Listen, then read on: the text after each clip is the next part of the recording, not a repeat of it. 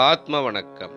ஆத்மபிதா சுவாமி சிவானந்த பரமஹம்சர் அவர்களால் ஸ்தாபிக்கப்பட்ட சித்த சமாஜத்தின் தமிழ்த்திங்கள் வெளியீடான உலக சேமம் இதழில் இடம்பெற்ற சுவாமி திருவாய் மலர்ந்தருளியது. வருடம் 1975. மாதம் ஜனவரி. தலைப்பு என்னே அவர் பெருமை. பிதா ஓரிடத்தில் சொற்பொழிவாற்றிக் கொண்டிருக்கையில் கூட்டத்திலிருந்து யாரோ ஒருவர் ஒரு சிறு கல்லெடுத்து எரிந்தனராம். அது கண்ணுற்று பிதா அவர்கள் இவ்வாறு மொழிந்தனராம்: நாம் ஒரு வாக்கு சொன்னால் இங்குள்ளவை அனைத்தும் வெந்நீர், அதாவது பஸ்பமாகிவிடும். ஒரு பாக்கு குலைக்கு கல்லெறிந்தால் அக்குலையிலுள்ள எல்லா பாக்குகளுக்கும் கெடுதல் வரும்.